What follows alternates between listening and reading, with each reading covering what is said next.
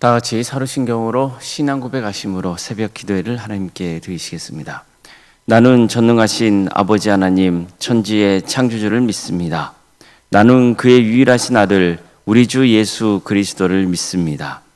그는 성령으로 잉태되어 동정녀 마리아에게서 나시고 본디오 빌라도에게 고난을 받아 십자가에 못 박혀 죽으시고 장사된 지 사흘 만에 죽은 자 가운데서 다시 살아나셨으며 하늘에 오르시어 전능하신 아버지 하나님 우편에 앉아 계시다가 거기로부터 살아있는 자와 죽은 자를 심판하러 오십니다.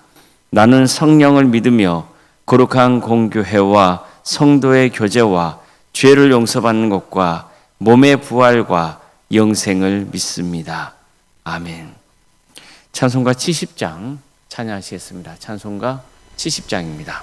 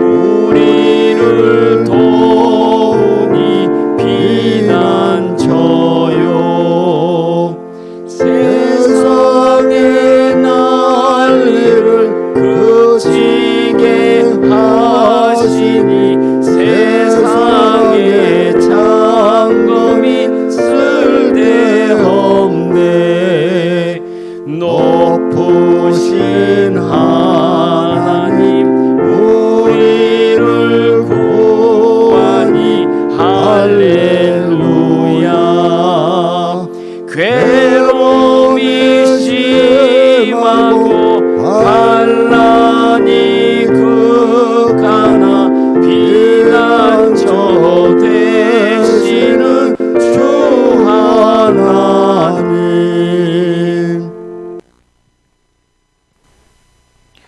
하나님의 말씀 함께 보겠습니다. 구약성경 민수기 35장 9절에서 15절 말씀입니다. 민수기 35장 9절에서 15절까지 말씀입니다.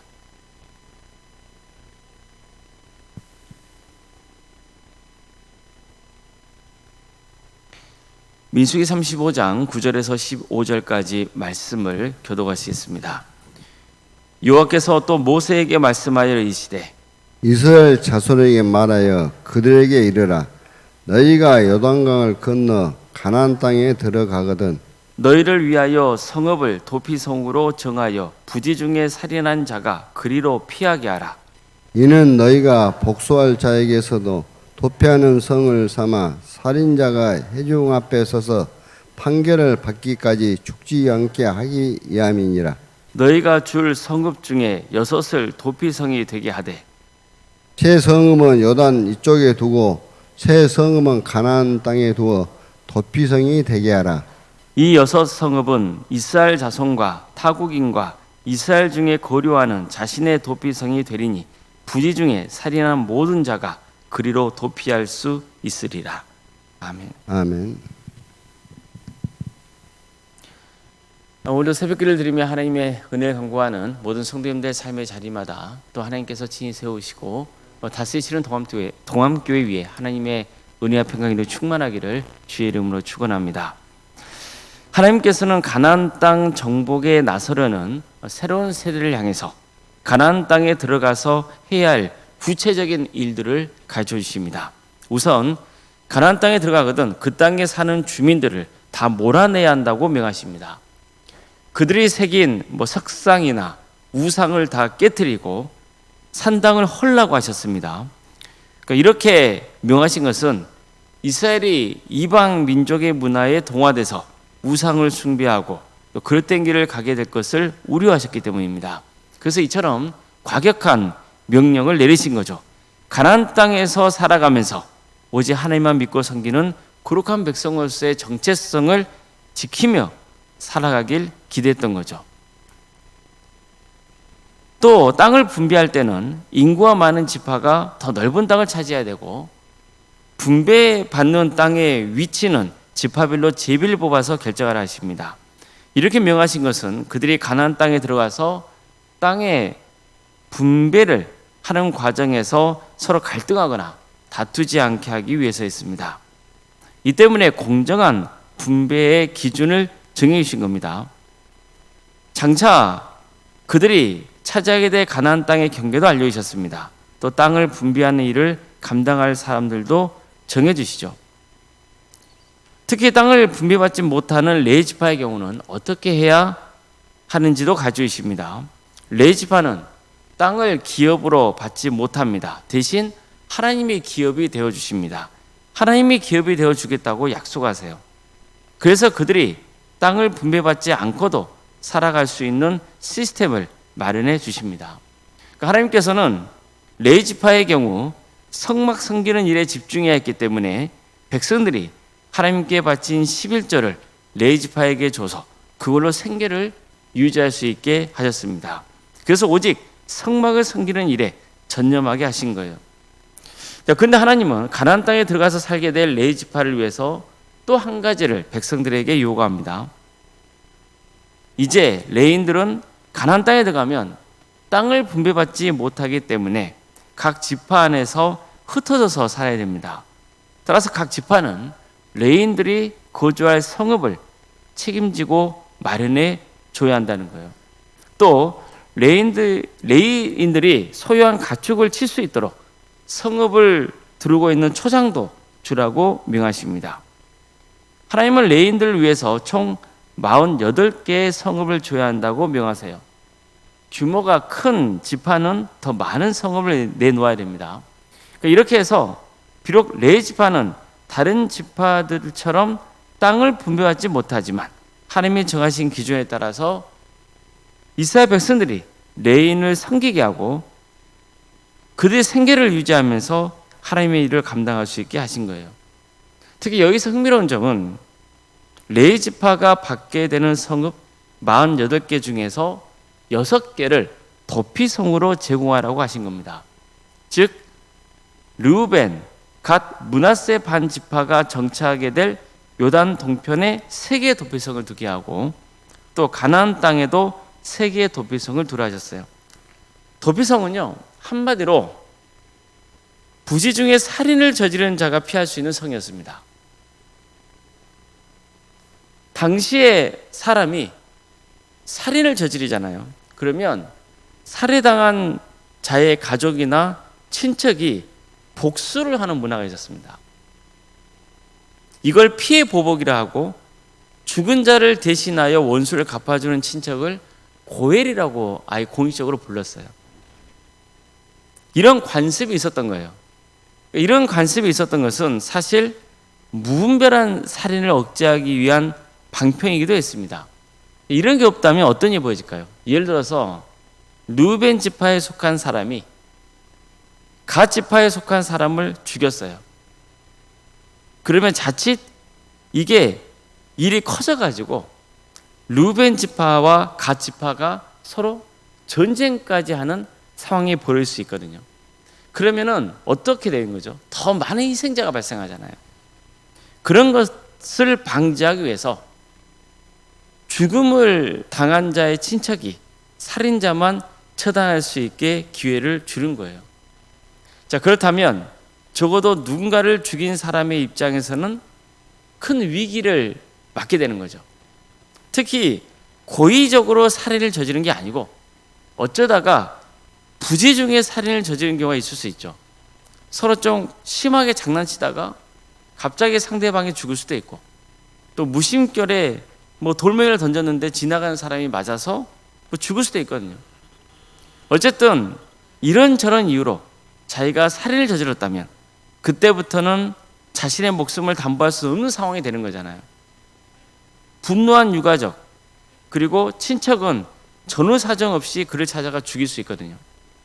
따라서 부지 중에 살인을 저지른 자는 일단 그를 죽이려는 고해를 피해서 도피성으로 피할 수 있었습니다. 자, 그런 의미에서 그에게 도피성은 구원의 장소인 거죠. 이 도피성은 이스라엘 자손만 아니라 외국인이나 이스라엘 공동체 안에 거류하는 사람 모두에게 열려 있었어요. 누구든지 상관없어요. 생명의 위협을 느낀다면 일단 도피성으로 피할 수 있었어요. 그러면 적어도 도피성에 머무는 동안에는 생명을 부지할 수 있었습니다. 이러한 도피성 제도는 구원의 길을 가는 우리에게 아주 중요한 통찰을 줍니다. 예수님이야말로 나의 도피성이라는 거예요. 성도 여러분, 사람은 누구나 죄를 지을 수 있어요. 의도적으로 죄를 짓기도 해요. 또 부지 중에 짓는 죄도 사실 많아요. 그런데 문제는 단순히 죄를 짓는 것으로 끝나는 게 아니라는 거예요. 죄의 값은 뭡니까? 사망이에요. 즉 죄를 짓는 것과 죽음은요, 긴밀하게 연결이 되어 있는 거예요. 죄 아래 있는 인간을 죽음이 지배해요. 그러니까 쉽게 말해서 우리는 죄 때문에 멸망당할 수밖에 없는 거죠. 자, 그렇다면 자기가 죽을 죄를 지었다는 것을 아는 사람은 어떻게 해야 됩니까? 살 길을 찾아야죠. 바로 예수님이야말로 나의 도피성인 거죠. 예수님이라는 도피성에 들어갈 때 나는 안전한 거예요. 살인을 저지르는 사람은 일단 살고 싶으면 어떻게 해야 돼요? 무조건 도피성으로 달려가야 돼요. 머뭇거리면 안 돼요. 오늘 말면 내일 가지 뭐. 이래서는 안 되는 거예요. 언제 그를 죽이려고 달려들지 몰라요. 좀 더 있다가 다음에 가지 이러면 큰일 나는 거예요. 지금 당장 도피성을 향해 달려가야 돼요. 걸어가도 안 돼요. 달려가야 돼요. 일단 도피성 안에 피신해야 돼요. 그래야 구원받아요. 마찬가지로 우리도 죄와 사망에서 구원받고 싶으면 예수님께로 가야 돼요. 나의 도피성이요 내 피난처 대신 주님의 품에 안겨야 돼요. 주저할 시간이 없습니다. 망설여서는 안 돼요. 주님 안에 있을 때 안전한 거예요. 그러므로 이제 그리스도 예수 안에 있는 자에게는 결코 정죄함이 없나니 이는 그리스도 예수 안에 있는 생명의 성령의 법이 죄와 사망의 법에서 너를 해방하였습니다. 우리 모두가 나의 도피성 대신 그 주님께로 달려갈 수 있기를 바랍니다. 그래서 죄와 사망에서 해방되는 그 축복을 누리시기를 주의 이름으로 축원합니다. 기도하시겠습니다.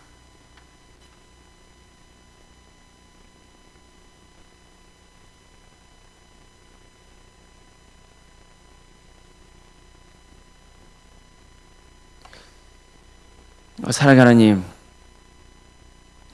오늘도 우리에게 새로운 나라를 이렇게 주시고 또 하나님의 은혜 속에 살아갈 수 있도록 인도해 주셔서 감사드립니다. 예수님이 우리의 도피성입니다. 우리는 죄로 인해서 사망의 길을 가고 영원한 파멸의 길을 갈 수밖에 없으나 나의 도피성 대신 예수님께 나아갈 때 우리는 그 죄에서 해방되어 사망에서 벗어나 구원의 길을 갈 수 있음을 믿습니다. 주님, 우리 모두가 예수님 안에 나의 도피성 되시는 예수님 안에 거하는 역사가 있게 하여 주시옵소서.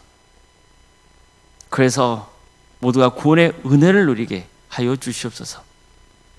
멸망의 길을 가는 자들을 그 사람들을 주님께서 깨워 주셔서 살아야 된다고 하는 그 간절함이 있게 해 주시고